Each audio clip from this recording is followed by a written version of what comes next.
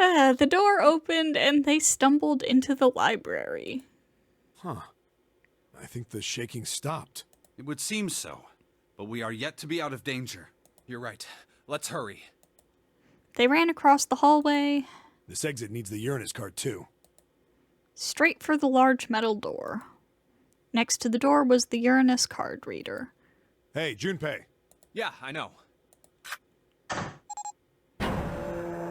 They slid the key card through and the door rumbled open. All right, it's open. Let's go. Out of the library and into the hallway they ran. At the end of the hallway was a door. Junpei reached into his pocket to pull out the key as he ran toward it. Okay, Neptune Key, let's see if you work. He turned it. Yes! I think it unlocked. The lock clicked. As one, they shoved the door open and poured through it. In front of them was another great metal door. Above it was a metal plaque. It says incinerator, so this is the incinerator. This is the first time I've seen it from this side, but yeah, I think so. Then there ought to be a lever near the door. Yeah, right here. Junpei ran up to it. Pull that and the door should open. Got it. As he spoke, he pulled the lever. Pull the lever, girl. Pull the lever, Junpei! The motor in the door groaned as it slowly ground open. There was no time to waste. Let's go. As soon as the door had opened far enough to admit them, all four dashed through. Then suddenly, there before them, were the four who they'd parted from earlier.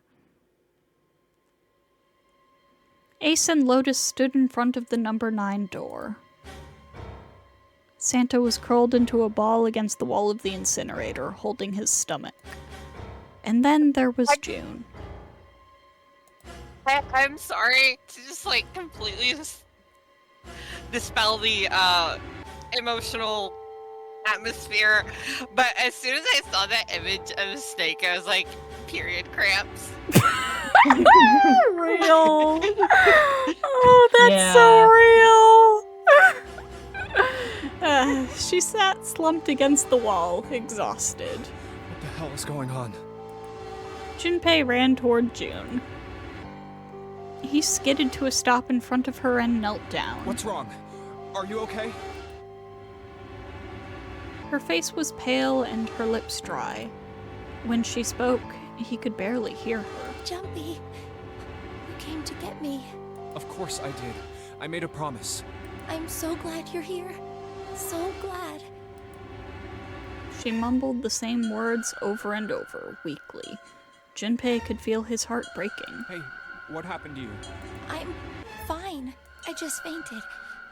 I wasn't feeling very good. I'm feeling a lot better now, though. Are you sure? Yes. I just need to rest a little longer. I'm sure I'll be fine. You shouldn't worry about me. She was looking towards Santa. Junpei turned to look as well. Santa. Santa grimaced, his face contorted in pain. Seven grabbed him by the collar and roared at him. Hey, where is it? Where's the gun? You hide it somewhere? Despite himself, a grunt of pain escaped Santa's lips as Seven shook him. I don't have it.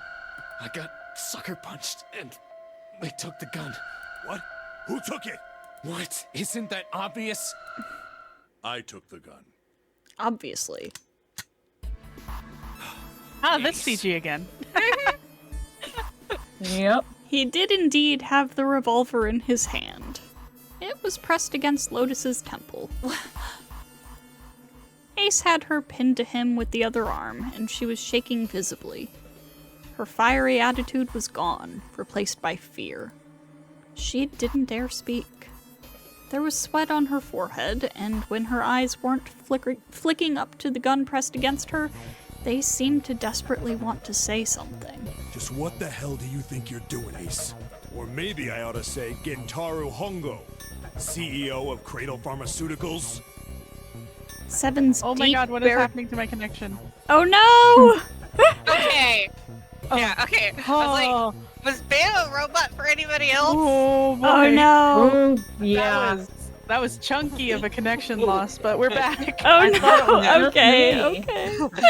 Yeah. Oh Seven. no, it's still happening. Oh no! Oh. Okay, Seven's deep baritone rumble shook the walls.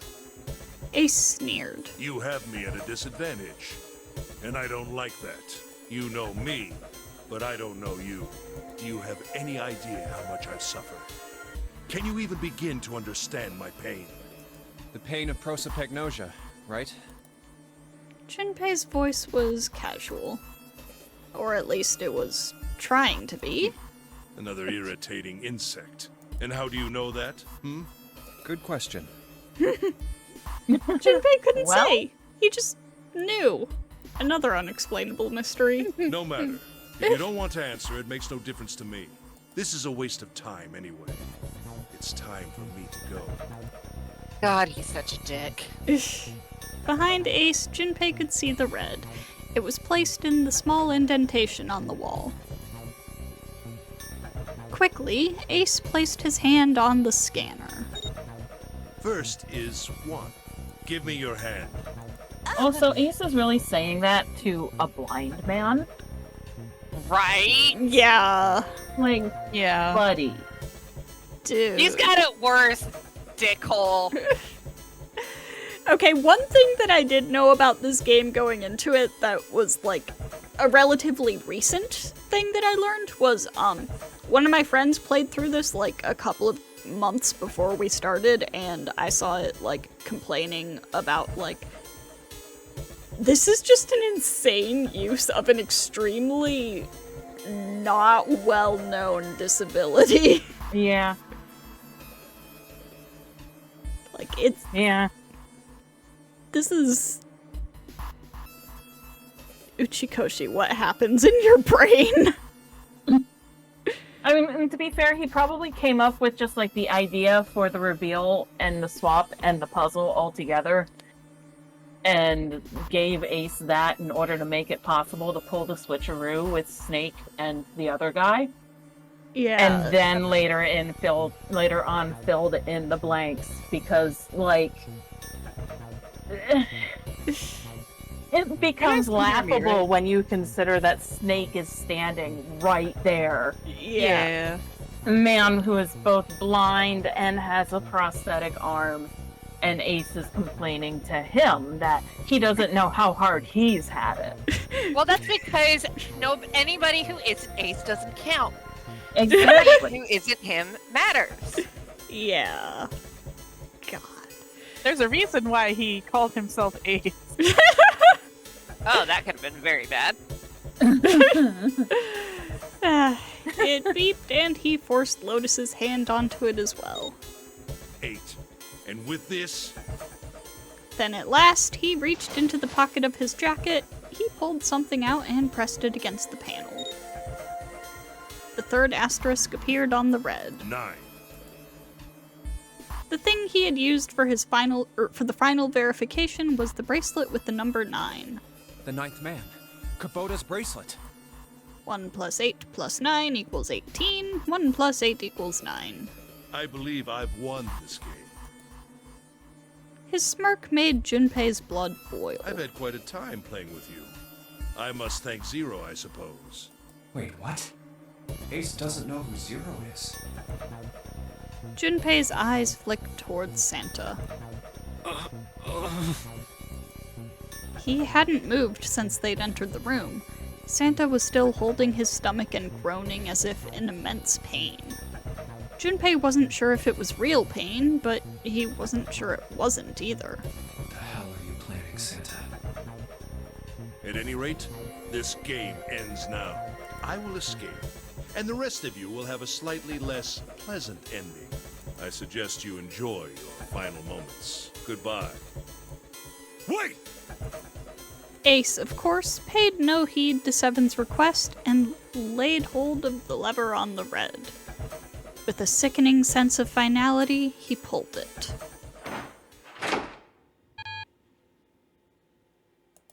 What? Why isn't it opening? One more time. Lotus tried to take advantage of Ace's confusion and managed to twist herself out of his grasp, but at the last second, he grabbed hold of her wrist and shoved it onto the red. Now open! He waved the number 9 bracelet over the red and then his own bracelet as well. He pulled the lever a second time. No! What is this? Why? That digital route should be 9! It has to be 9! Then why? Why isn't it opening? Get fucked, asshole. Ace's fury and confusion had overridden all other thoughts. He had set down the revolver. It was just below the red. No! 7 chose that moment to act. It's almost as if the Game Master has it out for you, buddy. Yeah. Yeah. He moved far faster than a man of his bulk should have been able to, and he launched that bulk straight at Ace. Yay! Get fucked! It was over before they knew it. In the blink of an eye, Ace was on the floor. He rolled onto his side, groaning in pain. Lotus ran straight for Junpei.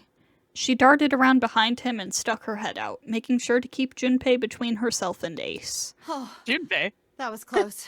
Too close. Thank you, 7. Don't mention it. 7 stood over Ace, his breathing slow and heavy. Just one punch ain't enough for this piece of shit. After what he did 9 years ago, I ought to rip him to pieces. Get him! Suspect can't talk, they ain't much good. Once he's locked up in a cell, we're Get gonna his have a little ass. chat. 9 I got your years flower, ago? baby. Then you must be... Yeah, you finally figured it out, dumbass. Ace planted his hands on the floor and shook his head. Junpei walked toward him. He stopped and looked down at Ace with pity on his face. Ace, you killed Kubota, Nijisaki, and Musashido, didn't you? Wait, Nijisaki? He peered at Junpei, genuinely confused. Oh, right. You don't know yet. All right. We'll just go through them in order then. Let's start off with Kubota. You talked to Kubota and managed to convince him to go into door 5 alone. You killed him without making it look like you killed him. The way I figure it, you had 4 motives. 1. In the nonary game, the number 9 is dangerous. Whoever had the 9 bracelet could join whatever team they wanted. Adding 9 to any number doesn't change the digital route. 1 plus 9 equals 10, 1 plus 0 equals 1, etc. Which means that number 9 could do whatever they wanted. You wanted to remove that threat as soon as possible. 2. You wanted the number 9 bracelet for yourself, so that you could make use of its power. In fact, you did use it in the murder of Nijisaki. 3. Even if his number hadn't been 9, Kubota was a problem. He knew your past. He knew what had happened 9 years before. You needed to silence him before he told anyone. 4. But last, and perhaps the most disturbing, you used Kubota as a test. You wanted to know how serious this nonary game was. Was it truly life or death, or simply a harmless prank? You convinced him to break the rules so you could see what would happen. That was why you killed Kubota. But he was only the first. Next was Nijisaki. While everyone was off looking for the missing parts for the Reds, you ran into Nijisaki near the big hospital room. However, because of your prosopagnosia, you didn't realize he was Nijisaki. Chiefly because, when you met him, he was dressed like Snake. That was why you thought Nijisaki was Snake. No, that's not... That was Nijisaki? Why? How did... I'll get to that. Anyway, you thought he was Snake. Snake was one of the kids in your experiment 9 years ago. You remembered him because he was the blind kid, but his presence made you think. Snake was one of my subjects 9 years ago. He probably hates me. But if that's true, Why isn't he saying anything? Is he keeping quiet because he can't see? Or perhaps he's working with Zero to get revenge on me. Whatever the reason, anyone who knows my past is a threat. Before he tries anything, I need to get rid of him. That was when you decided you had to kill him. The murder weapon was Kubota's bracelet. You just waved it over the red. Verified your own number and then grabbed Nijisaki's arm and forced it over the scanner panel. Then, when the door opened, you kicked him in. 9 seconds later, the door closed. And then 81 seconds passed. And poor Nijisaki was dead. And you mean to say Snake is still alive? Sorry to disappoint you, but I'm as good as new. Thank you for killing the wrong man, but I can't say I like knowing that you wanted me dead. Although, to be honest, even if you hadn't tried to kill me, I would still hate you very much. Well, I wouldn't blame you. Ace's self-derision was frustrating.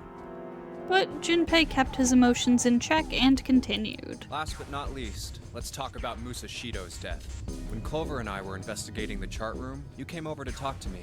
Do you remember what you said? Oh, a pocket watch. Might I take a look at it? I handed it to you, and you left the room. You had been in charge of the Nonary project. Of course you would have known the solution to every puzzle, which would mean that you also knew how to get out of the wheelhouse. All you had to do was place the watch in the indentation on the door to unlock it. With the door open, you could enter the captain's quarters. Musashido was there. Conveniently placed next to him was an axe that practically begged you to kill him with it.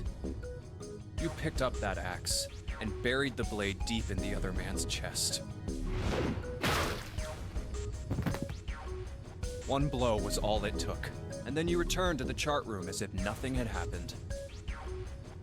There was something I wanted to speak with you about, Junpei. Could you come with me for a moment? I had no reason to say no, so I followed you to the wheelhouse. When we stepped inside, remember how you slipped your hand into my vest? You pulled out a piece of paper, the one I used to cheat remember during the that? vote. But that That wasn't was really fun. what you were after.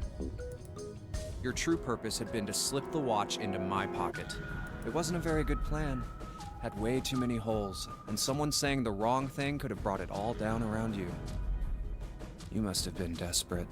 But what made you willing to risk it all to do it? Ace.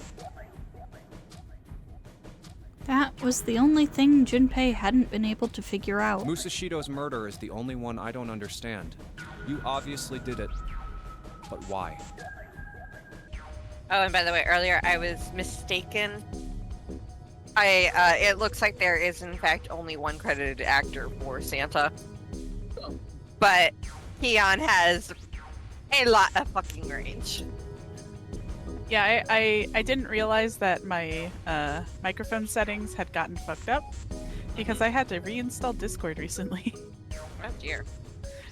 So I have been laughing and my microphone hasn't been picking it up. I'm so Oops. sad. That's how it is on this bitch of an earth sometimes. Mm-hmm. Sometimes you laugh and nobody is around to listen. I have no sound, but I must laugh. God.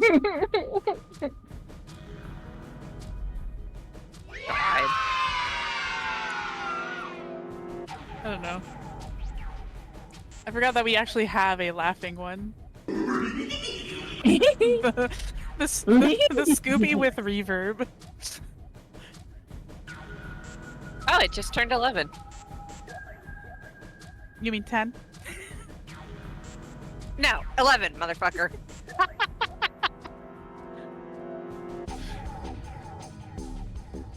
You mean 2?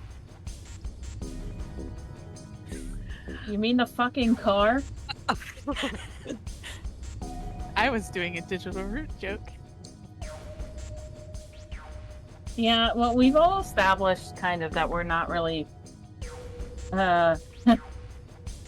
good at solving things. I had the puzzle solutions up in a different tab, so if Beto needed help with the digital route, I could assist.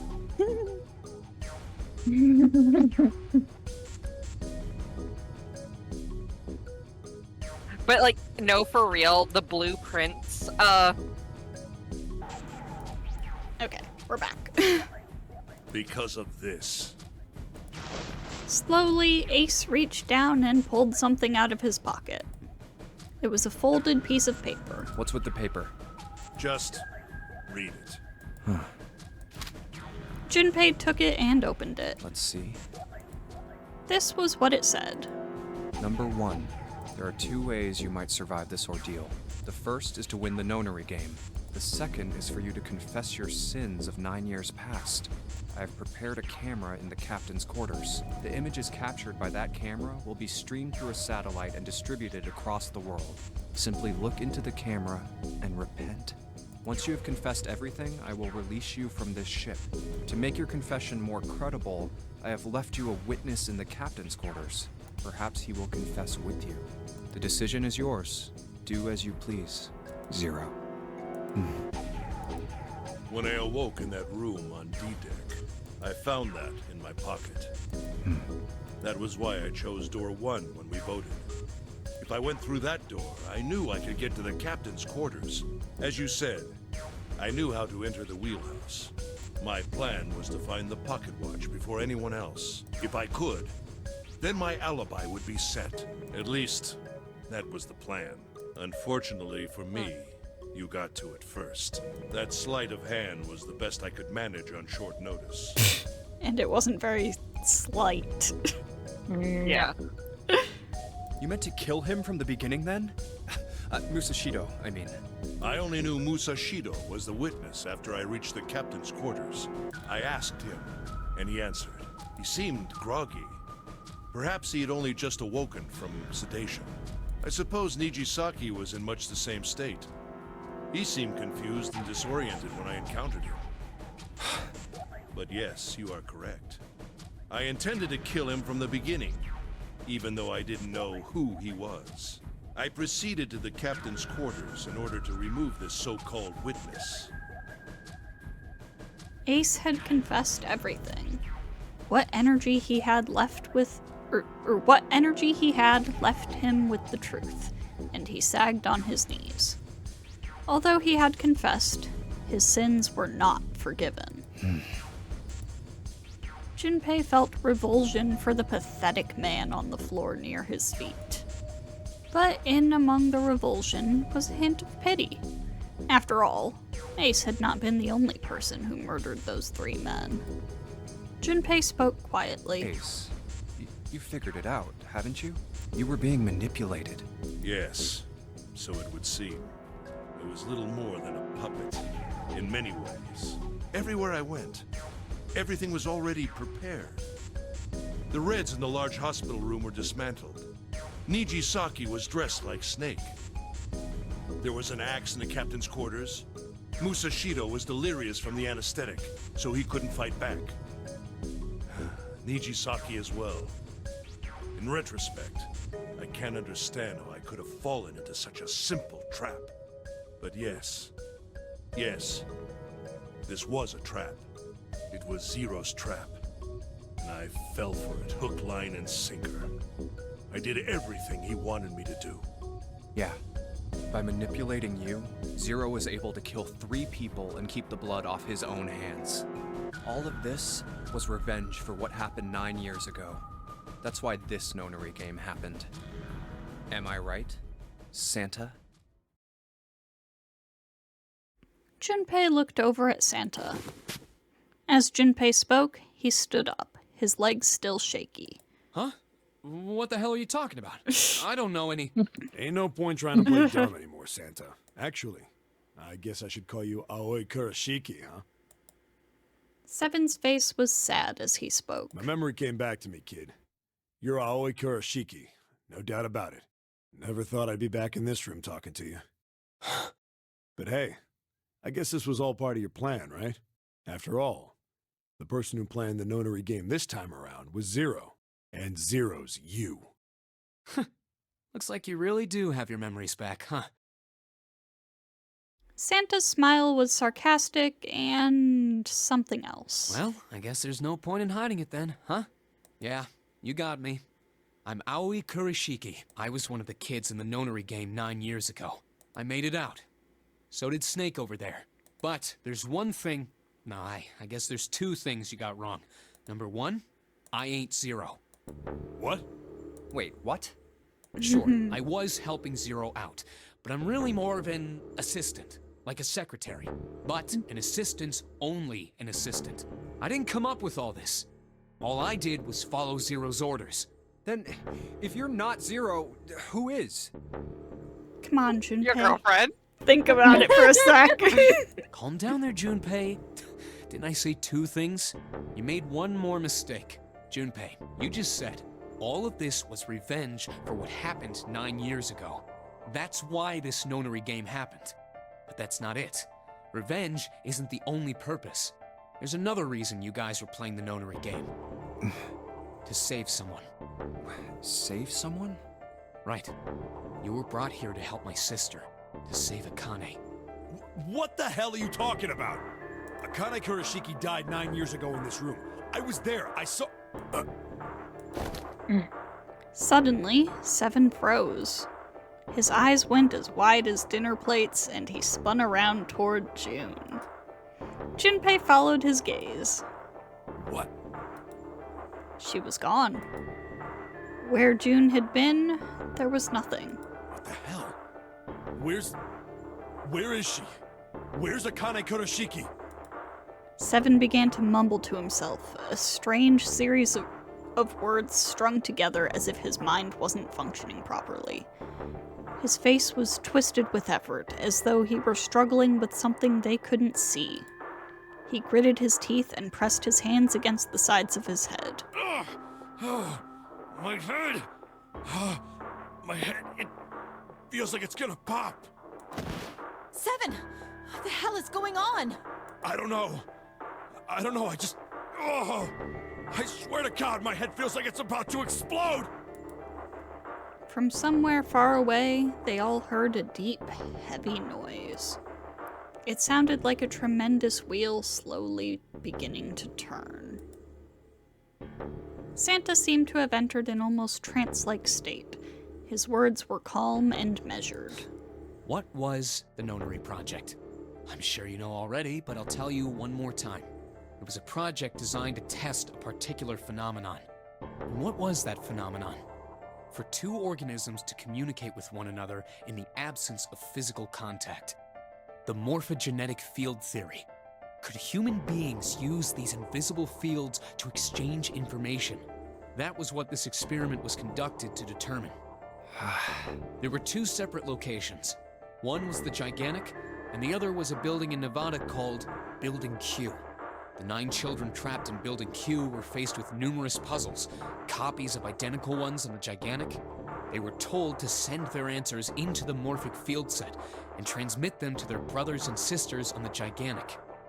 The transmitters were put in Building Q, and the receivers were put on the Gigantic. Each sibling pair was supposed to be split up, but there was a mistake. Akane was a transmitter. She should have been in Building Q. However, for some reason, she was placed in the Gigantic with the receivers, like me. Perhaps she was mistaken for someone who was supposed to be in Group A. Whatever the case, Akane ended up on the Gigantic. I think I've told you enough. You get it, don't you? I'm pretty sure you know where this is going, Junpei. Where what is going? Don't play dumb. You know things you shouldn't. Things you couldn't. How did you know Ace had prosopagnosia? How did you know why Ace wanted to kill Kubota and how Nijisaki was killed? Were you surprised when you found out Ace was Hongo? And what about the coffin Snake was trapped in? How the hell did you open it? Well, that's... The answer to that is easy. He knew because I knew. Junpei was receiving information that I sent to him through the morphic field set. It's simple, really. How do I know the alternate futures, then? Imagine a river that splits in two, like an upside-down Y. The river flows from the top to the bottom, from a single stream into two branches. It only flows in one direction. It can never flow backward. Information is the same way. It moves from the past to the future, but never flows backward. That's why people at the river's source in the past will never know about those downstream in the future. But the people downstream will never know about one another either. Information only flows along the path of the river. But I am different. I can manipulate the morphic field set to pluck knowledge from the future. I know what happens on either fork of the river, even though the people on either fork know nothing about one another. Now, who am I? I am I, the 9th letter of the alphabet. But I am also 0. No, that's not true. I'm not really 0. Not yet. Perhaps you could say I am less than 0. 0 is my future. In 9 years, I will be 0.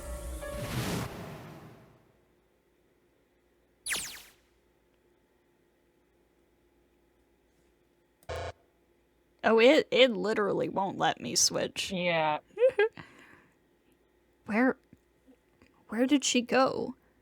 June.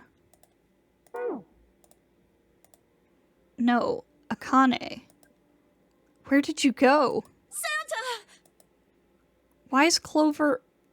Oh, shit. Freeze. Santa's got the gun! Yeah. I've been waiting for that Santa's line! got the gun. God. Guess he picked it up when we weren't watching. So, was that the reveal that people say is worse in the Steam version? Because it seemed No, fine to me. Not yet. Not Not yet? yet. No. Okay. That is the reason why you needed to keep it on novel mode for the entire thing. Mm-hmm. The reveal that Junpei is not the narrator. Mm-hmm. Looks like he's turned the tables on Ace, though. Wonder how he likes having a gun to his head. Get up. Sure isn't about to take that gun off him for a minute, is he? Ace isn't putting up any kind of fight. I mean, I don't think I would either, but he just looks drained. I guess he's going for the door, huh? He doesn't need to verify to go through that door, but... Hey, what's your plan, Santa? What are you doing? He can't get through any numbered doors with just 2 people. What the hell is he thinking? Didn't I tell you? I'm Santa Claus. It's time for me to go make a wish come true. That's it? That's all he's gonna give us? What the hell does that even mean? Shit, they're out.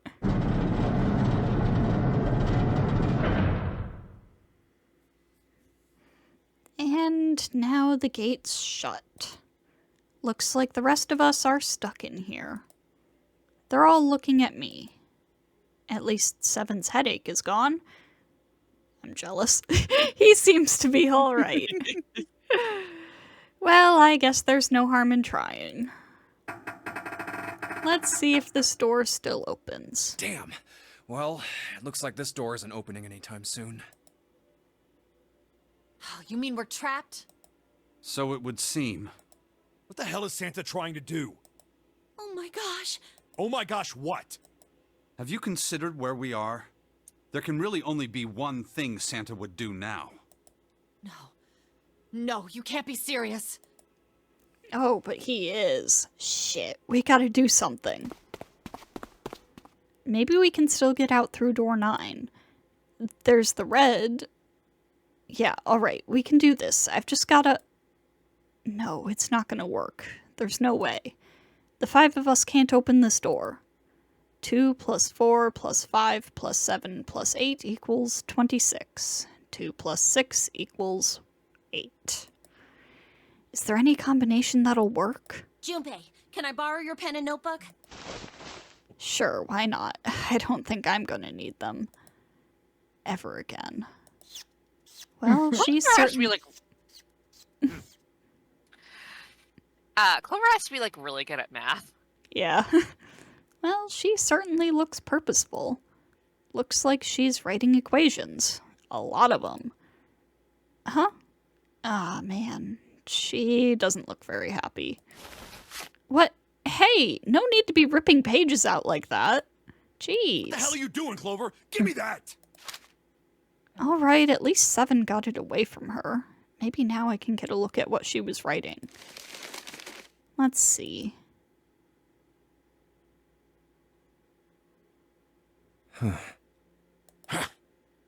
What? And there's no other way? Lotus. Looks like she's figured it out, though. Man, this is just too cruel. It's okay. Go. Lotus. Come on, you know we can't do that. Oh, don't give me that. I'm sure you'd love to get rid of me. God damn it, you idiot! Whoa, where the hell did that come from? Looks like she expected that about as much as I did. Without, if you're not... Look, it'd be bad, alright? For a cop, he sure doesn't have much confidence. Bad? Yeah. If there weren't assholes like you around, I'd be out of a job. Uh-huh. Look, I'm just not leaving you behind, alright? End of story. Aw. 7. He's right.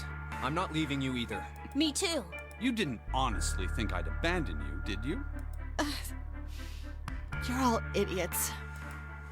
Act as tough as you want, Lotus. We can all see you're about to cry. That being said, however, I doubt we would be able to open the door anyway, even if we were to leave Lotus behind. Huh? Why?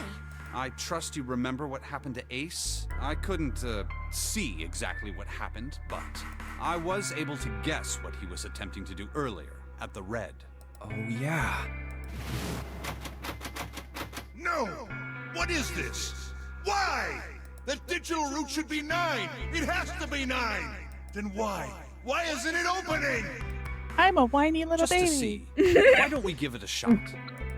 Give it a shot. Yes, that is what I said.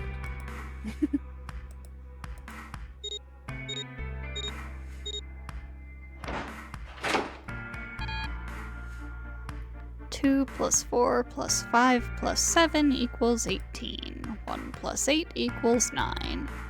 You were right. It ain't opening. But it did open 9 years ago. The digital route was 9 then, I'm sure of it. You think maybe they changed the settings? Perhaps. Shit. If we can't get through the door, we can't get out. The walls are way too high. There's no way in hell we could get to that hole 7 popped out of 9 years ago. All we can do is stand here and stare at this door with a 9 on it. I guess this is it.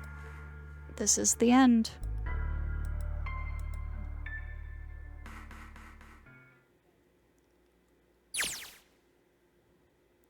Akane vision! Can you switch it now? I don't know. No. No. Okay. I was watching. I had watched everything that was reflected in his eyes. I was listening. Every sound that vibrated in his eardrums I heard. Smell, taste, touch. I felt everything he felt. I knew. I knew everything about him. What he was thinking, what he was feeling, what he was sensing. All of his feelings and worries and fears became mine. My mind, my consciousness, was inside of him. Through the morphic field set, we were resonant, and we were as one. I was him, and at the same time, I was an observer. It started with a tremendous noise like a clap of thunder. That was approximately 9 hours ago. A bomb had gone off on the ship we were on. That was when my resonance with him began. My resonant event melted into him and we became one. Inside of Junpei. Somehow I found myself in Junpei's mind, 9 years in the future. But I didn't lose myself. I was living in 2 realities at once. One was the present, and the other was the future. Perhaps you can think of it as two movies showing on the same screen at the same time. Eventually, it becomes difficult to separate them and determine which movie is which. However, if I concentrated, I was able to focus on one or the other. That was why I was able to grasp what was happening in front of me. Come on, over here! That was my brother Aoi. He was yelling. I followed him. Around me were 7 other children. They all looked like they were about my age. Come on, hurry up! We ran down a long, straight hallway and burst into the large hospital room.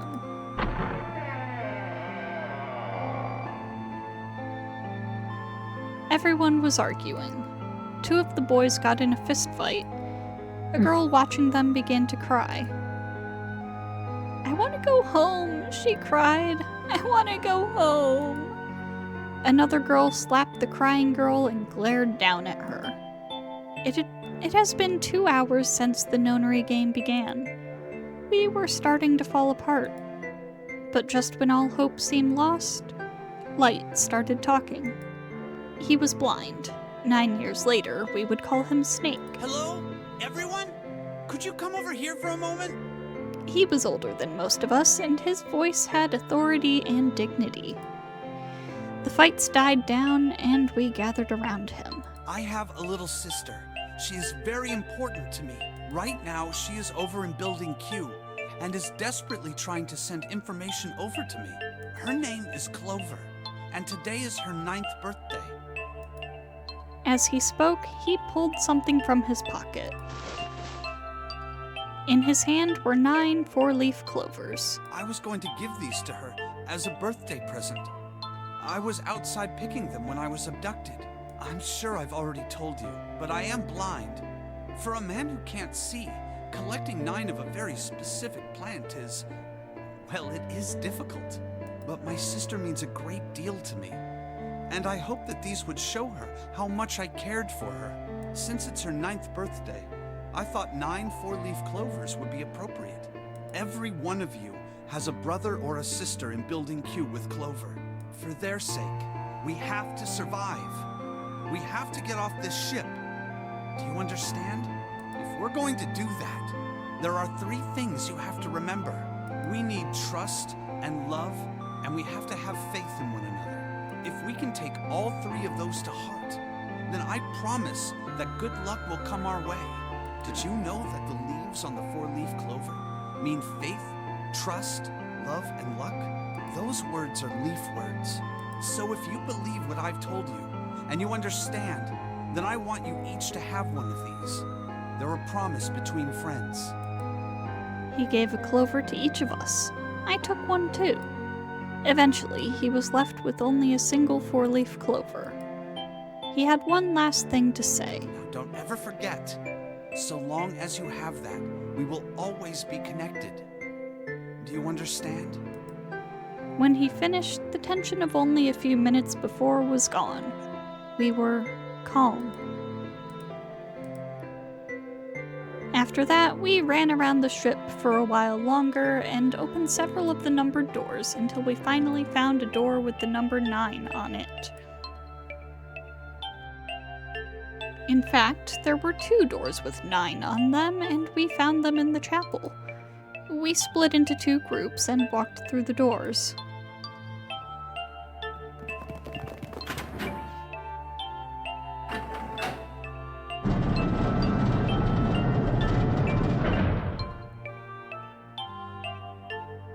Before long, we all found ourselves in a room with a ceiling that looked like an upside-down funnel. For some reason, this room had another number 9, but this time it was the only one. But if there was only one door, that meant only 5 people could escape. What are we gonna do? There aren't any other doors! We began to panic. Then, as if things had not gotten bad enough already,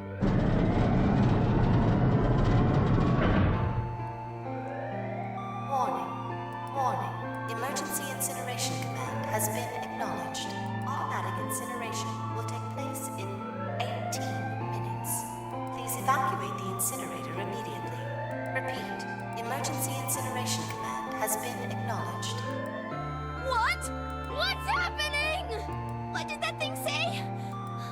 That didn't sound good. My brother Aoi swallowed hard and answered. I think it means this room is gonna burn. Burn! The plaque on the door says incinerator, and that voice said that the incineration is about to start. And incinerate means to burn. No! Help me! Abject terror filled the room as everyone began to scream and cry. Every pair of eyes were filled with despair. Then, high up on the wall, a door opened and a man appeared.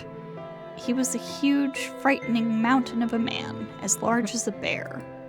9 years later, we would call him 7. Don't worry, kids. I'm not your enemy. I'm one of the good guys. I'm a detective. I'm here to rescue you. The rest happened just like 7 had said it did. The 4 of us who had stayed behind were saved by 7. We crawled through the vent away from the incinerator and slid down into the hall. We came out on the other side of door 9. On the wall opposite the door was a set of double doors. We went through those and began to run up the spiral stairs. As we ran, I led the way. Behind me were Nona, my brother Aoi, Snake, and 7. The other children, the ones who'd gone through door 9 before us, were up ahead. I could hear them cheering each other on. We ran and ran and ran. We leapt across as many stairs as we could and kept running. The stairs spiraled upward like a tornado. Eventually, I pulled ahead of the rest. Perhaps Nona had slowed them down. I didn't want to lose them, so I slowed down as well. I didn't stop, but I glanced over my shoulder from time to time to see if they had caught up. That was when I realized. No, where is it? Did I drop Jumpy's present? I knew I'd had it with me when we passed through the vent. Then, had I dropped it as we slid out? I had to go back. I had to. But I knew I couldn't tell the others. They would stop me. I was sure of that. I didn't stop to think. I simply moved. I ran to the central hall, the room that connected to all the other areas of the ship. I hid in the shadows, and moments later, I felt a rush of wind as they ran past me up the staircase.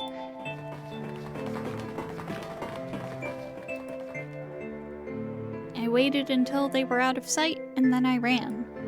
I moved as quietly as I could, down and down and down. Finally, I reached the bottom deck. I ran into the hallway and looked around frantically. There it is! It was just where I'd thought it would be, sitting under the opening of the vent. I ran over and snatched it from the floor, but as I ran back toward the stairs and freedom,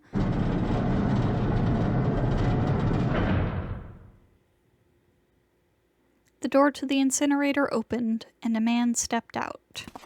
It was Hongo. Gentaro Hongo.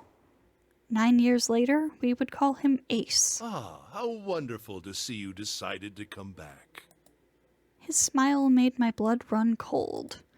It looked mechanical, as if someone had simply pulled up the corners of his mouth. Come with me. We must continue the experiment. I shook my head, eyes wide. Slowly, I began to walk backwards. 1 step, 2 steps, 3 steps. Then I spun around and broke into a run. I felt Hongo's hand close over my left wrist. I said, come with me. There was an edge of insanity to his voice now. I pulled as hard as I could. No! Stop! Let go of me! Let go! I shook my body and flailed my arms, trying desperately to get Hongo to let go of me. But I was still only a child. I was no match for a man like Hongo. Stop struggling, goddammit! Do as I tell you! He heaved on my arm, trying to pull me into the incinerator. I screamed. Help me! Somebody help me! Then, suddenly, Akane! the door to the stairs flew open, and my brother Aoi burst out of it. Behind him came 7 and Snake. Akane! He cried my name again as he leapt toward Hongo. You came back! I cried out. But then, Ah, you're too late, idiot! Hongo threw his full weight against my arm, pulling us both into the incinerator. The force of it threw me to the floor. I scrambled to my feet and looked toward the open number 9 door. Hongo stood between it and me, but behind him I could see my brother, his fists clenched. But those fists never reached Hongo.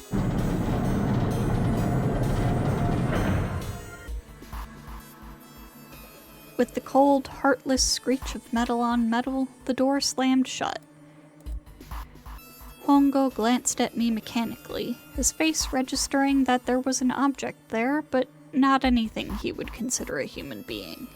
Then he turned away and walked to the red that sat next to the door. He reached into his pocket and removed 2 bracelets. He waved them both over the scanner panel. 2 asterisks appeared on the red. He checked the screen, then tossed the bracelets carelessly onto the floor. What was he doing? What was the point? He made no effort to explain himself, of course. He said nothing at all, and walked past me as though I were nothing more than a rock by the roadside. A few moments later,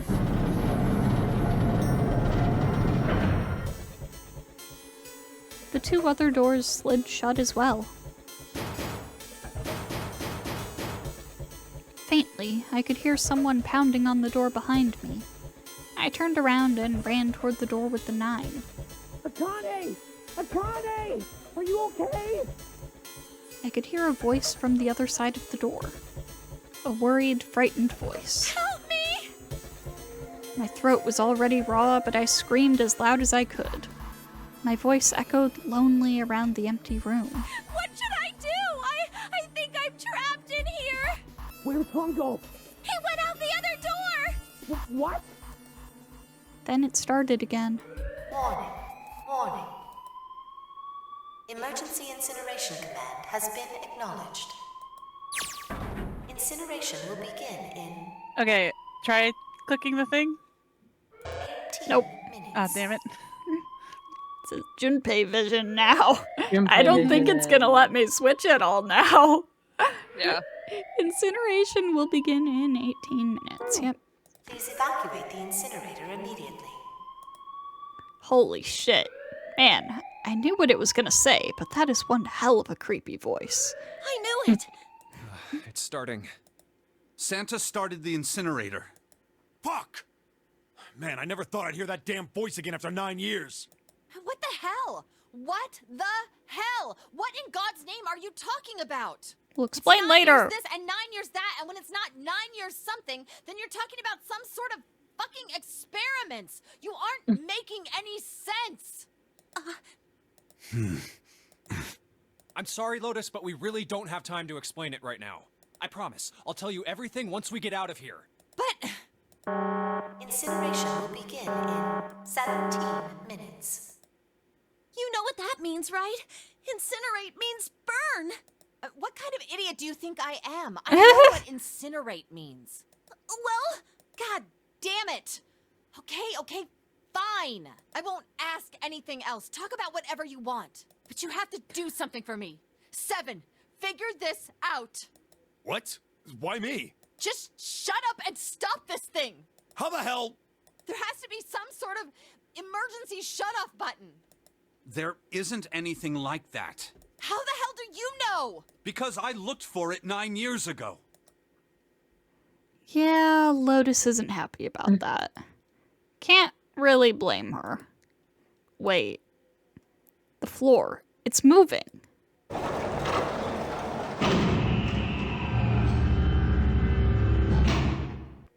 Hello. Okay, Shut you up. want to keep trying to switch it over to novel mode as much as you can. Oh boy. We're getting to the hell is point.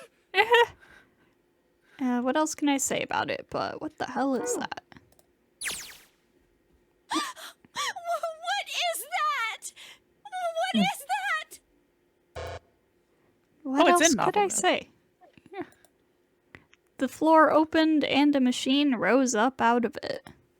It looked like a computer. At least, it kind of did. There was a monitor, a keyboard, and a cross-shaped device of some kind. Something about the machine scared me, but I forced myself to walk up to it. I was terrified. Tears poured down my face. I wiped them off even as more took their place and forced myself forward. Finally, I reached it. I looked at the screen. It was blank. All I saw was my own frightened face staring back at me from the glass, drenched in tears. All I can see on this screen is a reflection of my own face. Hang on. I'm looking kind of freaked out. I have a link to how this is supposed to appear. Okay. I know I'm sweating like crazy, but seeing it kind of drives it home. Okay, Junpei, just calm down, alright?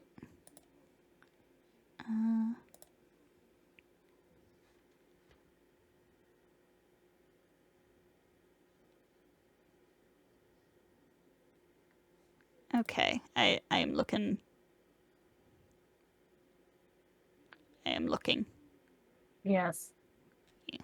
So it is supposed to appear with both of them at once. I see. Since this the was way they originally a adapt- DS game. Yeah, I think the way they adapted it is fine. It's the best they could do, really. Yeah. Everything's gonna be okay. Gah!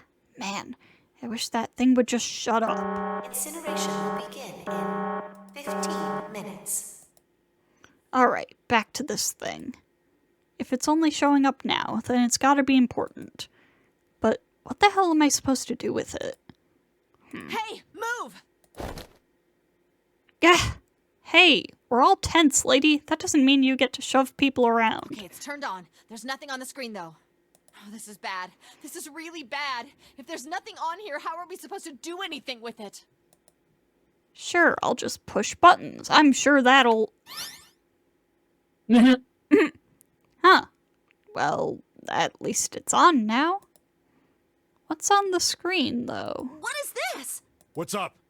It looks like some sort of puzzle. It's got a bunch of numbers and letters scattered across a 5x5 grid. The numbers range from 1 to 8. Do you think that if we solve this puzzle, the incinerator will stop? Yeah. Well, we can hope, right? Alright, puzzle, how do you work? Ah, man, that goddamn voice again. Incineration will begin in 13 minutes. Shit, 13 minutes. Can we really do this? My heart feels like it's gonna pop. My heart was pounding like it was about to explode. I stared at the puzzle on the screen. I was sure I had to solve it somehow, but I had no idea how. My connection to Jumpy had been gone for a while. His mind was gone. I couldn't get any more information from him. I felt the seconds tick by as I stared at the screen, completely lost. My cheeks felt hot as tears poured over them. Then I heard a voice. Hey, what are you doing? It was muffled. I turned around. Pressed against the window in the entry door was a face. A frightening, evil face. It was Hongo. How long had he been watching me? Oh, don't know what to do. God. He was yelling, but his voice was still muffled. It's simple, really. But I suppose I might as well tell you. Just solve the puzzle on that machine. God. This was originally a Sudoku puzzle, by the way. Yeah. Yeah. So we affectionately refer to it as the Sudoku puzzle of death. Mm-hmm. His laughter was muffled by the door, but it still tore at my heart like the claws of a vicious monster. I bit my lip and glared at Hongo, struggling to hold back hot tears. You're a terrible person! I hate you! Oh my. How could you call a gentleman such as myself fuck a off. terrible person? Gentleman, my ass. I'm quite fair. I don't You use tricks kidnapped or a bunch play of dirty. people. A bunch of children. Yeah, a bunch of children. You see? And you're trying to say you're not I've a terrible even left person. you a way out. You throw her into the incinerator. So you can force her to do this stupid All fucking you have puzzle. to do is solve that puzzle. Do God. that, and you can stop the incinerator. What's the point of stopping it? You'll only capture me and make me do this all again. I'm not going to listen to you. If you're just going to throw me back in here, I might as well just die now. My goodness, haven't you listened to anything I've said? I told you, I'm a fair man. Huh? If you solve the puzzle, the verification function of the red will in turn activate. If this experiment is to deliver valid results, there must be a chance of success. If you succeed, you will escape. The verification function of the red? Then I remembered. Before Hongo left the room, he had scanned 2 bracelets into the red. Ah, so you do remember. Right now there are 2 numbers in the red. The first is 1, and the second is 3. Say, Akane, what's your number? I looked down at my left hand. The face on my bracelet showed a 5. 1 plus 3 plus 5 equals 9. I ran to the door with the 9 on it. I grabbed the red and put my hand against the scanner panel. You really aren't one for listening, are you? I hear Hongo's muffled voice from across the room. I've already told you, didn't I? Once you solve the puzzle, the verification function of the red will activate. In other words, if you haven't solved the puzzle, you can't enter your number. What kind of fool are you? Why are you doing this? You could never understand. You don't know what it's like to spend every day surrounded by monkeys. God. Now start the experiment. Solve the puzzle. I can't! I don't know how! Of course you don't. Isn't that the point? You understand, don't you? Access the morphogenetic field and find the solution. I can't! Then you'll die. You'll burn alive. It's gonna be quite hot in there in a few minutes. I imagine it will be very painful. He is like cartoonishly evil. Yeah. It's like the fact that he can't see anybody's face has basically put the thought into his head that nobody else is a real person. Yeah. His horrible laugh echoed across the room, and even after his face disappeared from the window, I could hear it. Incineration will begin in 10 minutes. I was crying, great gulping sobs broken by hiccups that shook my body. I was terrified.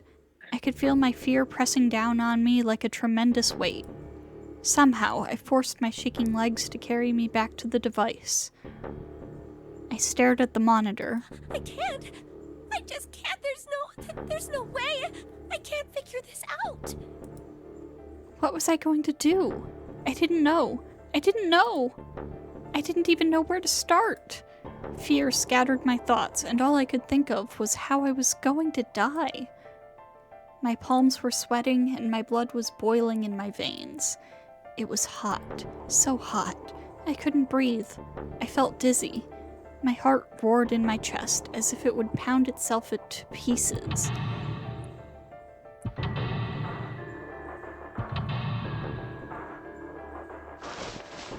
I reached into my pocket. I wrapped my hand around the thing I'd come back to get. The doll Jumpy had given me. At least I had that. I held it tight with both hands and prayed. Help me! Jumpy! Help me! Help me! Help me! Jumpy! Jumpy! Jumpy! Please! Help me! Jumpy!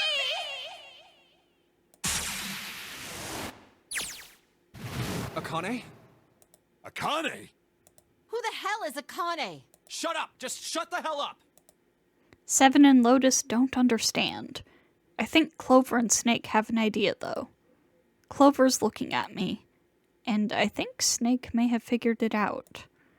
No, it doesn't matter. They're in my way. Where'd she go? Maybe over here. Akane! Akane! Can you hear me? Akane! Say something! Fuck. Did something break our connection? I swear I just heard her. Shit. Akane! Answer me! Akane! Jumpy? I spun around. I heard a voice. His voice. I looked around. He wasn't in the room, of course, but I'd heard it so clearly, like he was right there. Jumpy! I screamed as loud as I could. Akane! Jumpy! That's her. She's there. Then that means... Akane! Akane! That's weird. Where'd the Oh, voice no go? voice acting? Okay. Akane, are you in an incinerator right now? Yes, I am! How did you know? I couldn't believe that he knew that. Now I understand what Santa meant. Right. There's only one way to help her. You were brought here to help my sister. To save Akane. I think I get it now. Incineration will begin in 7 minutes. Jumpy, we don't have time! As quickly as I could, I told him that I had to solve the puzzle in order to stop the incinerator. Got it! And I do. I get everything now. At last, I finally understand what all of this means. I know why the nonary game was held today. I know why we were kidnapped and brought here. It was all for this moment. All of this was planned out to lead to this one moment. Oh my god. This is insane. I can't believe it, but there's only one possible answer. June is... 0 is... Akane Karashiki. She recreated the history of the future that she had a glimpse of 9 years ago. She tried to save herself that way 9 years ago. No, she's trying to save herself right now. That means that there's only one thing for me to do. Even if this is all some sort of insane plan, I will save her. I will save Akane Karashiki. I must save her, no matter what. Incineration will begin in 6 minutes.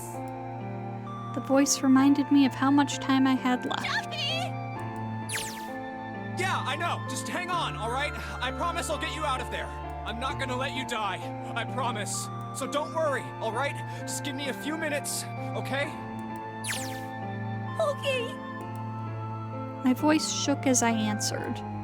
It was hot in the room. I felt like my heart was on fire. 6 minutes or not, my heart burned with my feelings for him. Alright, time to get to work, Junpei. Is Snake talking to them about something? Whatever, it doesn't matter. Get out of my way. Hey, what are you... Just trust me, okay? Sorry, Lotus, I didn't mean to snap, but there's a lot more at stake here than your pride. I'll apologize later, alright? Now, let's have a look at this thing. We've got numbers all over this grid. I think the panels are out of order. So I just need to switch these out? Staring at it isn't going to accomplish anything. I'll just have to try it. Just think of what I did all those times before. I'm gonna do this on my own, with my own mind. I'm gonna solve this problem. Oh, that's why Junpei had to solve all the pumpkin puzzles. Yep. Yeah. But yeah, like, this is like cartoonishly easy, look at it.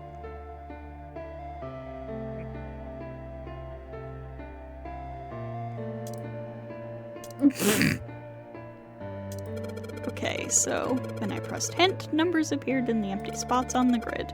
They're all single digits. I get the feeling the numbers change when I switch out the yellow squares. But this square at the bottom, why does it stay blank when I press hint?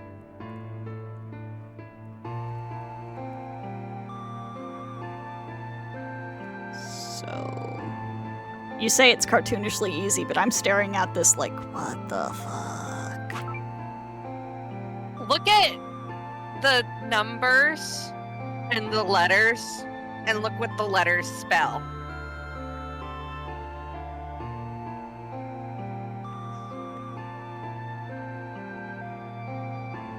Oh. Oh. Yeah. Yeah. Okay, I see what the... Okay. You have to switch all the letter tiles with the numbers in the bottom. Okay.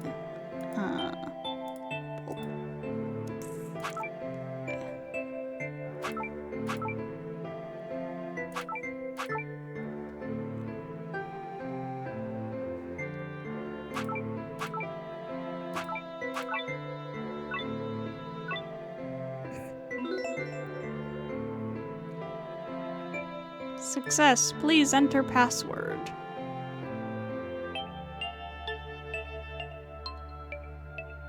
It's 9. Oh. It's the answer to everything in the notary game. Yeah. The number... I think it's, yeah, The number 9. Yeah. Yeah, just... Fucking incredible. Yeah. Okay, I see. Yes, that's it. Akane, did you get it? Yeah, in the original version, you have to fully solve an entire Sudoku game. Really, you solved it for me, but I copied Yeah, everything so it you makes did. this like... It makes this like... Can Akane really not figure that out on her own? Versus a Sudoku puzzle being like actually difficult and I don't know if I would call it like cartoonishly easy so much as like... You just kind of stare at it for a second and go, what the fuck is this? Like, what is... Yeah. Versus Sudoku is like, okay, I know how to do Sudoku. If you give me a Sudoku puzzle, I'm not gonna sit there staring at it thinking, what am I supposed to do here? I don't know. That's my take. Now I just have to press enter. Also, she is a child and freaking the fuck out right now, so I don't blame Math is her hard. for struggling. Yeah, I don't either, but it makes her feel like she has less of any idea what's going on. Yeah, that's fair. And I don't That's think fair. it was intentional. Yeah. Like, I would have preferred the Sudoku. Though then Yeah. again, not everyone knows what Sudoku is, so... Yeah. True. I don't know how to solve a Sudoku puzzle. You'd have to give me instructions. I go on Sudoku.com for fun. I don't know what a number is, and you can't What the make hell me. are you doing? Push it! Also, I think the back and forth is fine. People being like, oh, this completely ruins it. Y'all are over dramatic. This is fine. This is good. I like this. Yeah. Okay, I will. I hit the enter key. Emergency shutdown command has been confirmed. Incineration system has been disabled. And I believe on the DS version, all the narration was also on the bottom screen. Uh-huh. Yes. Jumpy! Yeah. So, like, they adapted it for a single screen very well, in my opinion. I agree with you. It worked! The incinerator shut down! It worked! Tears rolled down my face as I cried out to him, but they were a very different sort of tears. A wonderful feeling of accomplishment and relief flooded my body. At the same time, what strength I'd had left disappeared, and I collapsed to the floor. For a while, I just lay there, laughing and crying and enjoying being alive. Every time I thought about him, I thought my heart would burst. Whew. I can't quite believe I did that. But I am so glad. So glad. I feel like my heart's on fire.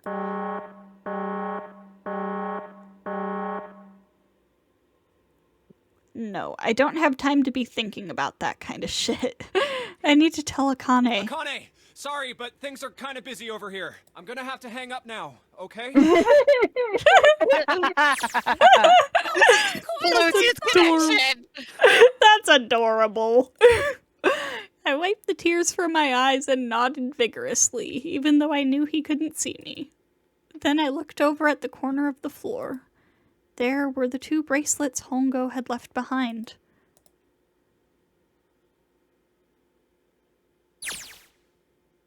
Now. Well, Seven and Lotus don't look particularly happy with me. Not a very nice look to give someone who just saved your lives, guys. Junpei, are you... Okay? Shut it. Right. Okay, so maybe they have a reason to be pissed off. Just a little bit. So what if I haven't pressed the enter key yet? Alright, nothing holding me back now. Here goes. Wait. Incineration will begin in 90 seconds. It doesn't sound like it's stopping. What the shit? Why isn't it stopping? Okay, maybe I didn't hit the key hard enough. Just hit it again. And again. And again. All okay. of that problem solving just goes out the window. Yeah. Okay, that's not working either. The alarm's still going off. He's entered panic mode. What the hell is going on? I've got all the right numbers in the right boxes. It's perfect. So why the fuck isn't this thing stopping? Incineration will begin in 60 seconds. Wait, of course. That's what the numbers that showed up after the puzzle mean. 2 plus 4 plus 5 plus 7 plus 8. Snake, Clover, me, Seven, and Lotus. Then, door 9. No, that's it. That number on the door isn't a 9. It's not even a number. It is hidden, but an exit can be found. Seek a way out. Seek a door that... Holy shit. Of course. Then we just have to put the right number into the red and... Incineration will begin in 30 seconds. Run, guys! Get to the door! Run! Oh shit, oh shit, oh shit, oh shit! I don't have much time! Man, I sure hope they can just trust me on this one or we're all fucked. Alright, no time to explain, just go! Verify your numbers on the red! Verify? Who? What combination? All of us! We all need to verify! Why? You really think this is a good time to ask questions? Just do it! Hurry, hurry, hurry, hurry, hurry! Incineration will begin in 10 seconds. 9, 8, 7, 6, 5, 4, 3, 2. Central gate has been opened. Incineration system has been disabled.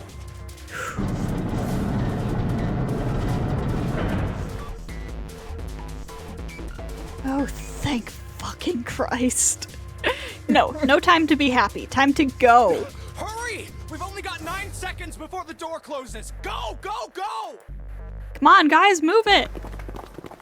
Okay, they're all through. Move it, Junpei. Just in time. Also, I gotta say, his voice actor, once again, popping the fuck off. Yeah. And there goes the door. No, don't calm down yet. You're not done. We've still got to find the dead.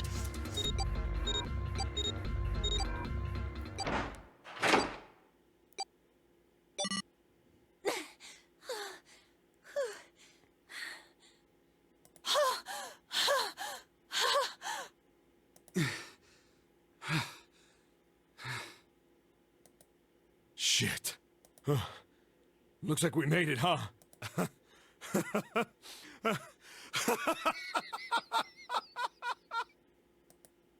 Man, that guy sure can laugh when he wants to.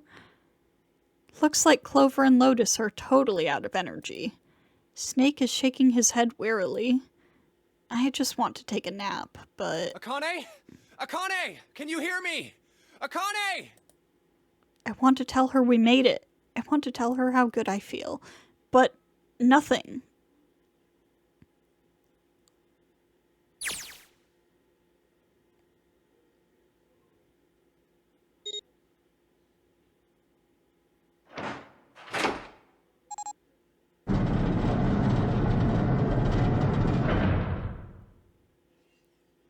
The door opened.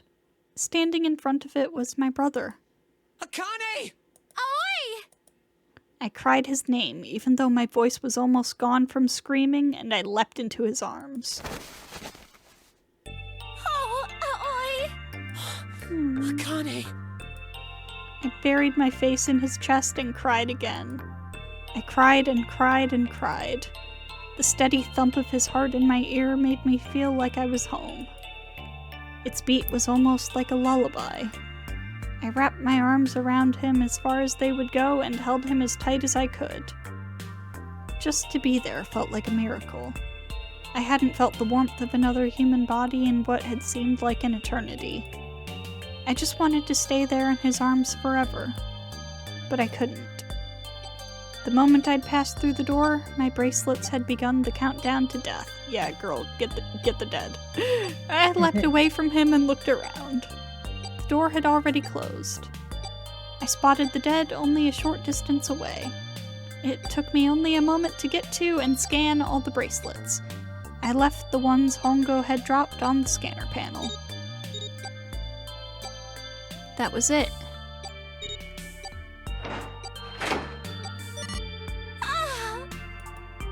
I took a deep breath and looked around again. The huge detective who we'd call 7 in 9 years and Snake, the blind boy, were looking at me. They seemed to have been utterly stunned by my sudden appearance. Their eyes were wide and their mouths hung open. Alright, let's get out of here. If we don't book it, we might run into Hongo again. Aoi was right. He's looking at you! He's looking at you! He is facing your general direction. Yeah. It was time we got moving. The mention of Hongo seemed to jar Seven and Snake out of their surprise, and they nodded. We took off running up the spiraling stairs to freedom. Time for more running! Yep. But if they can get us out of here, no wonder we're running so hard. My Just heart's wait beating. until VLR and all the running. And the gay little run from Junpei.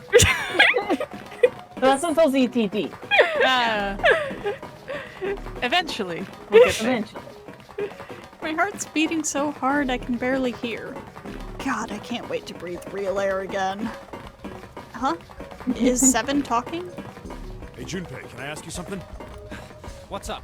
That door, the one with the 9 on it. Why'd it open? Yeah, all 5 of us verified our numbers on the red. 2 plus 4 plus 5 plus 7 plus 8 is 26. That makes our digital route 8. It shouldn't have opened. That's not like you, Lotus. I thought you would have figured it out already. Huh? Why? Because you were the person who taught me about the idea of bases. Bases? Yeah. What are the 2 numbers in base 2? 0 and 1. How about base 10? That goes from 0 to 9, right? Then how about base 16? 0 through F. After 9, it starts at A and goes from there. B, C, D, etc. You're right. In other words, A in base 16 is 10 in base 10. B is 11, C is 12, D is 13, and so on. So, what about it? You don't get it? What if we keep going with that pattern? What if you go way past base 16 all the way to base 27? Base 27? Yeah. Well, the numerical digits are the same. So, I guess you'd add alphabetical digits. E is 14, F is 15, G is 16, H is 17, I is 18, J is 19. K is 20, L is 21, M is 22. N is 23, O is 24, P is 25. Yeah, and? What comes after that? Q. 26! And what does that mean? That wasn't a 9 on the door. It was a Q! A fucking lowercase Q! That's pretty much it. What's a lot funnier is if you're playing in Japanese, you can say the number 9 like Q. Uh-huh. Yeah. I guess to put it another way, you could say that it was a 9 in base 10, but a Q in base 27. Time for more running. God, my thighs are killing me. I swear, any moment now I'm gonna tear a muscle. Oh my god, I have a story to tell you guys after we finish recording. Oh boy. Oh my god. I feel like every single cell of my body is dying for air. Damn, every breath I take is a chore now. I feel like my lungs are gonna burst. Maybe just a short rest. No, can't stop. Don't have time. Come on, legs. There can't be many more of these steps left. Let's run. Run like a bullet down a rifled barrel. Like a tornado cutting through a sea of clouds. He has to hype himself up so much. I feel like we're running along the back of a giant coiled dragon. Finally! He has such a way with words. It must suck ass for Snake here to be running up metal stairs with no shoes. God. Yeah. God. And all of their socks are still wet. Mhm.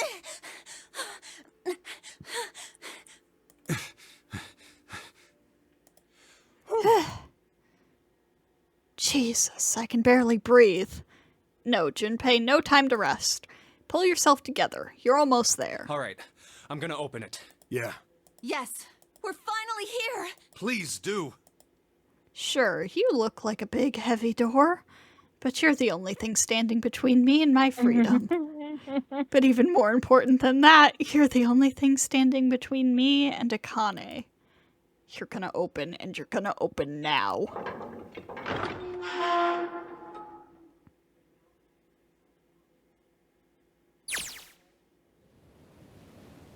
I felt a hand on my shoulder.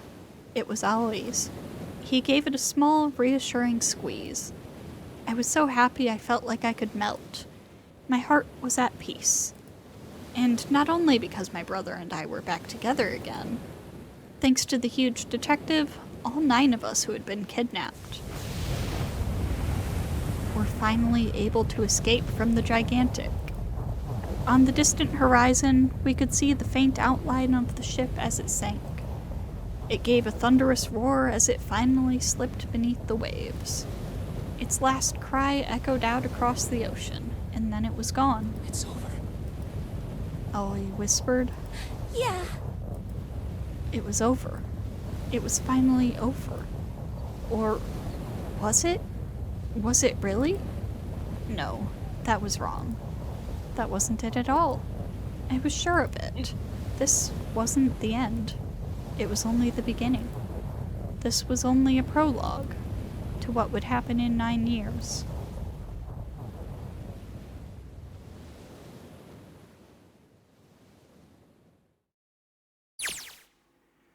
Yes, finally, air!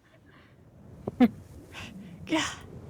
Damn, that sun is bright. I can barely see anything. Huh, I gotta admit, this doesn't look quite like... Wait. No way. You have gotta be shitting me. What? It can't be. This is... You were in building Q all the time. In the Nevada desert. This is the building in the Nevada desert. the mock experiment building. Oh my god. This whole time we were in Building Q. Sure enough, that's a desert out there with mountains all around it. Hello there, son. Boy, am I ever glad to see you. I don't think I have ever been so happy to see a sunrise. Huh? Did I just hear something fall? Right, our bracelets. I guess I've never really got a good look at the underside of one of these. Let's see what's inside you.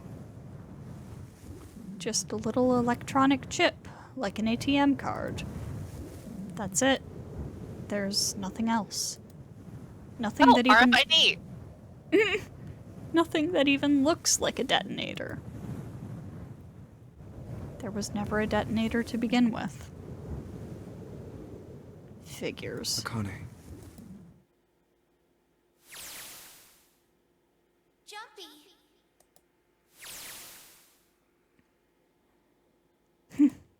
Guess I must be pretty crazy about the girl if I think I'm hearing her voice in the wind.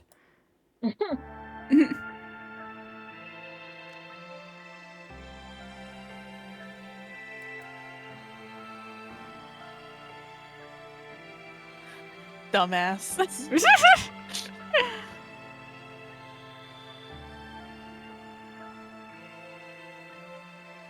Yeah. We did Damn. it. We're not quite done. There's still another scene. Yeah. We did it. But we did it. We did it! Finished it. We actually finished it.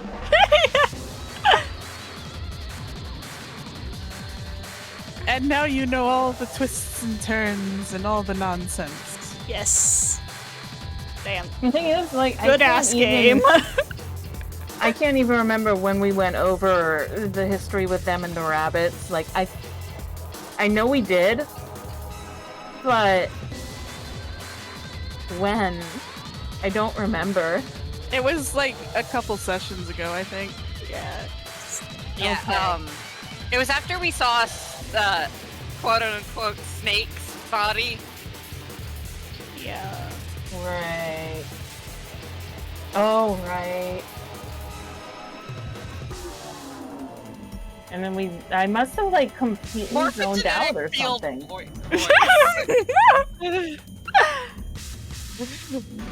And there were 3 people named Arem.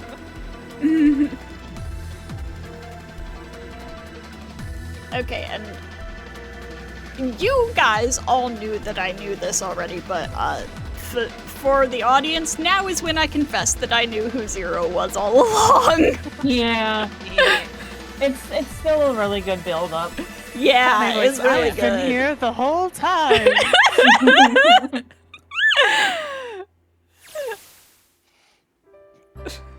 Are you okay? Oh, come on. This is nothing. Really? Yeah. You don't look okay.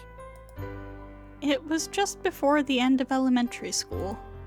Jumpy and I were sitting next to each other on a small hill, looking down at the town as the sun slowly set. How does it look then? He was half serious and half joking. I thought about it for a minute first. Let's see.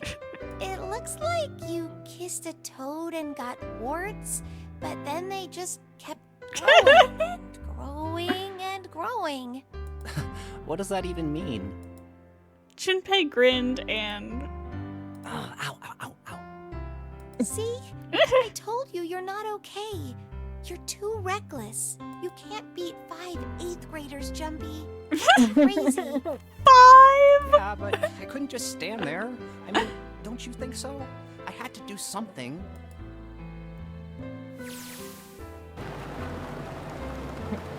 Look at the Nevada desert go past. For an SUV, this thing has a pretty smooth ride.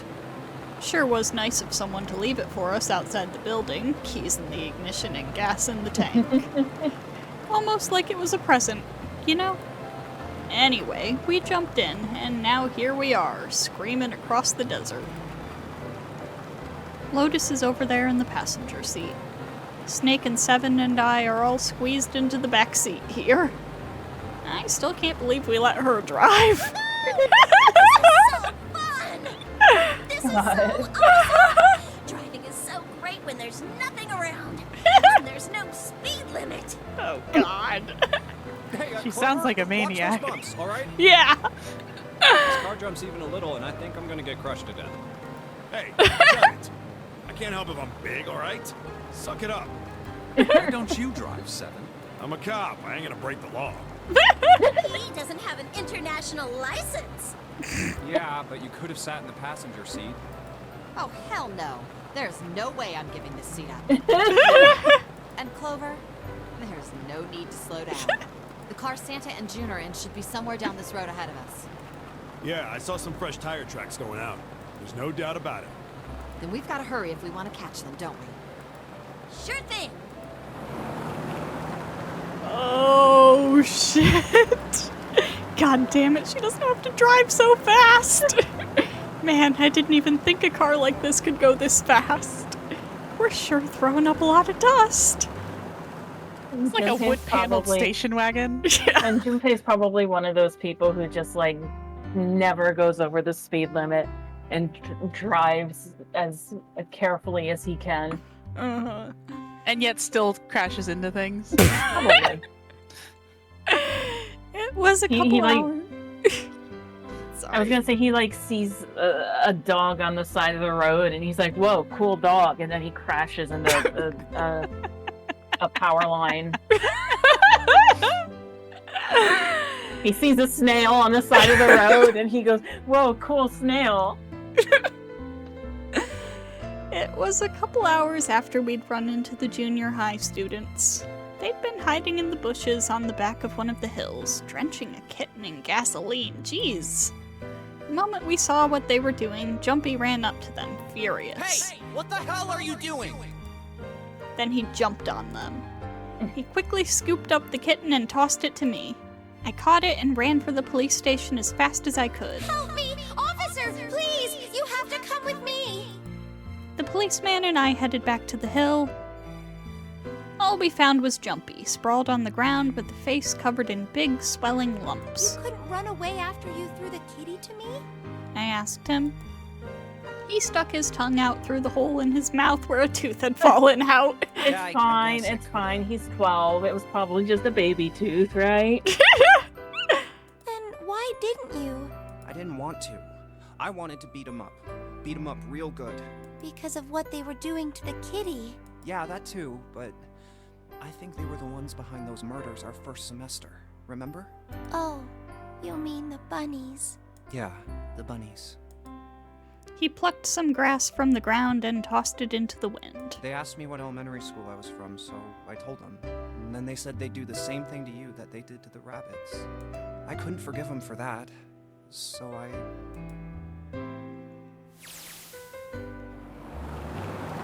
Hey, there's still some stuff I don't get.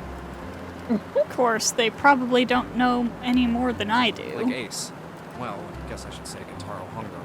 Why did he create the Nonary Project? Anybody? Any ideas? Why don't you ask him yourself? Well, yeah, I guess I could. He's still in the trunk, I assume? Yeah, he is.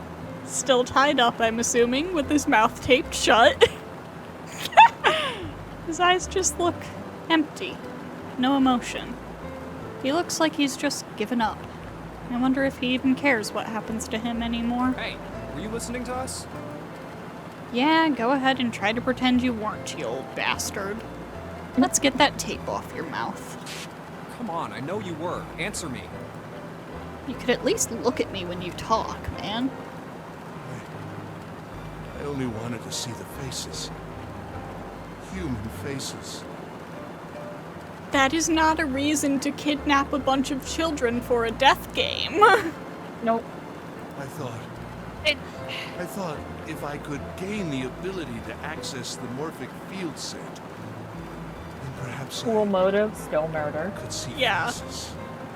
Okay, I also want to strangle him right here because prosopagnosia does not mean that you can't see faces, it's that you cannot distinguish between faces. Yeah. You know what a human face looks like. Yeah. You just can't tell them apart. It's like looking at two different rocks. You know it's a rock! You are not capable of seeing a fucking rock! It's like looking at two black cats and being unable to differentiate them. Yeah. By peering into people's minds, you could understand how they were processing the expressions of others. That's it? Yes.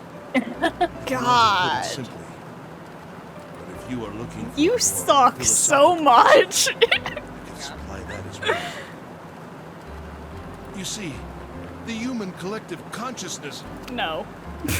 I think that's enough out of you, pal. Time for the tape to go back on. Like, you look at me, I'm so sad and pathetic. Like, we know, man. Alright. We know you Second suck. question. You said there were some things you didn't get, didn't you? Well, somebody's a little nosy. Well, my next question doesn't really have anything to do with you two. This is for you, Seven. It's about the whole Alice thing. What's the deal with that? Well, see, 9 years ago, after after I escaped from the Gigantic. I kept going after Hongo on my own. I catch up when I finally slipped up. During the course of my investigations, I learned a lot more about the Gigantic. I also found out about Bourdain and Alice. You're not really answering my question. Was there actually a girl who wouldn't melt at room temperature?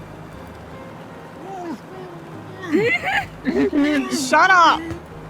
Sounds like Hongo has something to say. Alright, fine, I'll let you talk, but you gotta behave. What? Alice doesn't exist. 9 years ago, I found Alice's coffin behind the library on the bottom deck. There was nothing in it but the root of a peculiar plant. My research determined that it was a member of the genus Madrigorum, of the family Solanaceae. I was able to extract a particular alkaloid from it. I used that extract to create Soapwood. Its creation was a tremendous boon to my firm, and we grew rapidly. Shit, this is gonna go on forever. Tape's going back on, Hongo. The rest of my questions can wait a bit. For now, I think I'll just enjoy the ride. Oh, by the way, Solanaceae is the same Here, genus, this is family, for you. whatever, as nightshades like tomatoes. Ah. What's this? This is, for you, doll. His name is Junpei. Jumpy pulled something out of his pocket and shoved out his arm toward me. In his hand was a doll made of yarn small enough to fit in his palm. Jumpy, are you sure it's, for you, doll? Huh? Yeah, Yeah. The lady at the shop said so, so that means it's for you, right? Are you sure it's not a voodoo doll? Wait, what? That's... Oh, man. Oh, man. Well, it sure looks like a voodoo doll. I mean, you do know what a voodoo doll is used for, right? Yeah, I guess calling it Junpei isn't a very good idea then. Why are you giving me this anyway? It just seems really sudden. Well, you know how after June, we aren't gonna get to see each other too much? I mean, we're gonna be in different schools, and I just thought I'd, Aww. Oh, okay, well, how about we call it June then? Okay. So, I wanted to give you this.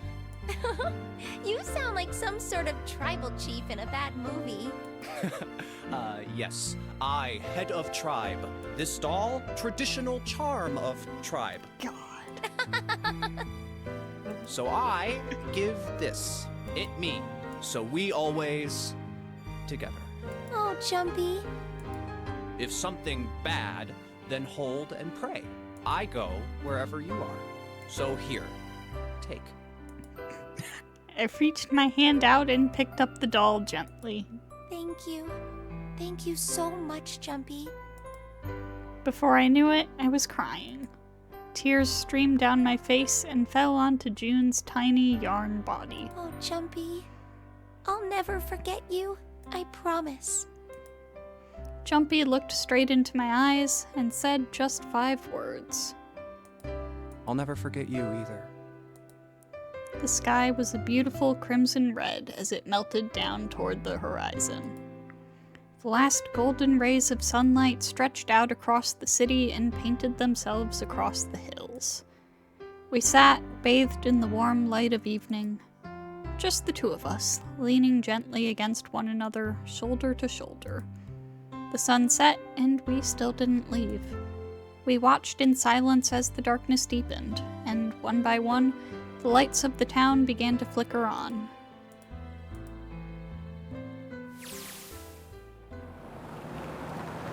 There's still one thing I don't get. To be honest, it's the biggest mystery as far as I'm concerned, and also the only one that's really important. It has to do with June and Akane.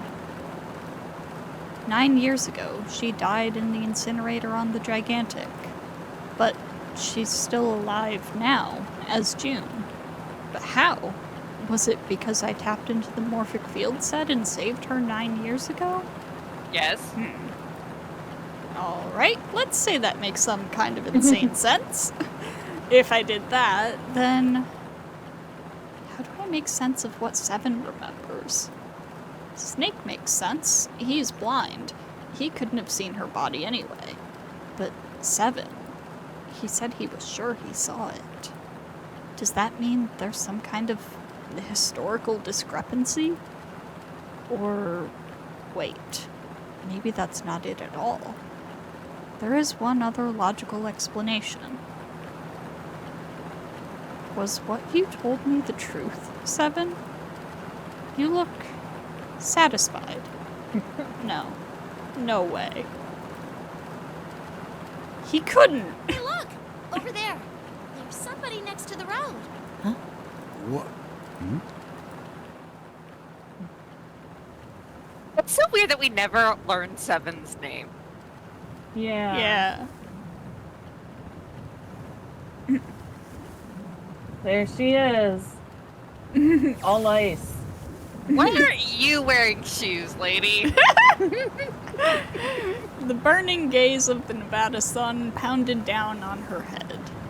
The desert around her rippled with heat, and also I know I just said Nevada differently than I said it earlier. I said Nevada earlier. I don't know what I'm doing. Nevada. You can say it both ways. Yeah, I'm just like flip-flopping here. I don't know. Standing there on that shimmering plain was a woman, her arm out and her thumb up. It would not be long before Junpei realized who she was.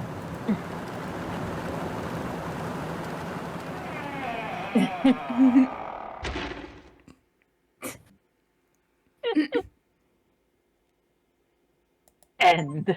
End. We did it. We did actually it! literally did it this time. Yeah!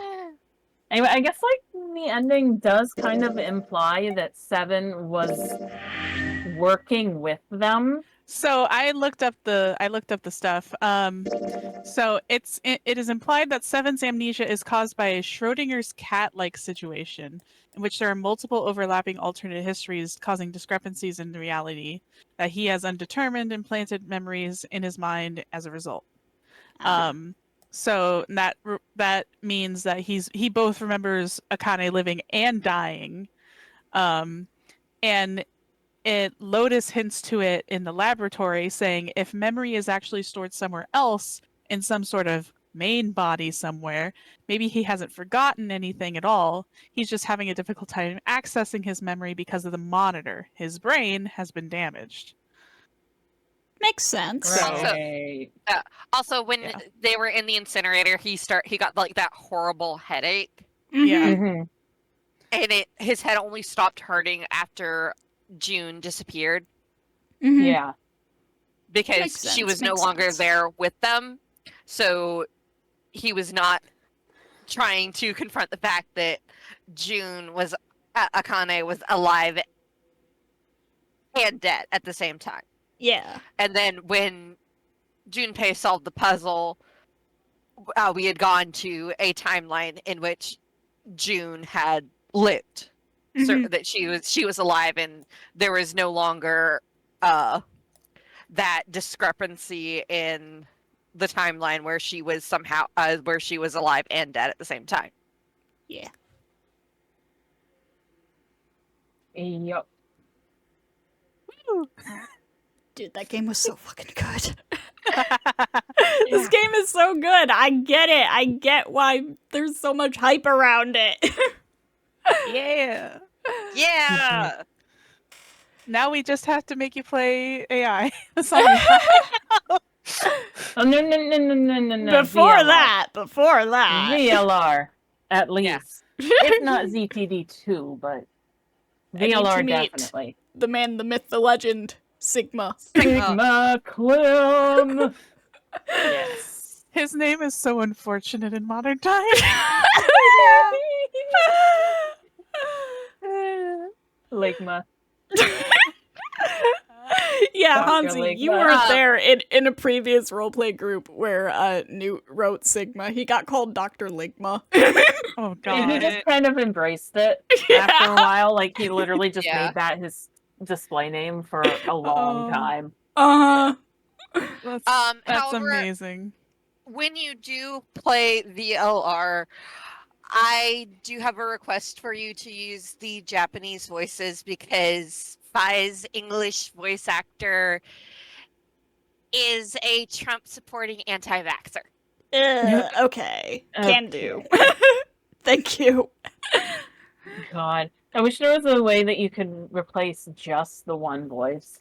Seriously. As funny as it would be. You can do that in Path to Nowhere, I think. Yeah, you can actually. You can pick which voice track you want to use for a specific character. That's so cool. It's very funny because some characters don't have English voices when they're first released, and sometimes they don't have a Japanese voice, and you only have the option to have them be voiced in Chinese. I would like more games to implement that kind of feature. Oh, big moon. All right, I'm actually also going to double check the VLR cast. All right. And I Sigma am gonna doesn't actually. Sigma isn't voiced. I will say that. Oh. But in ZTD, his voice I think is Matt Mercer. Ah. Yeah, I could see that. This is Sigma's voiced.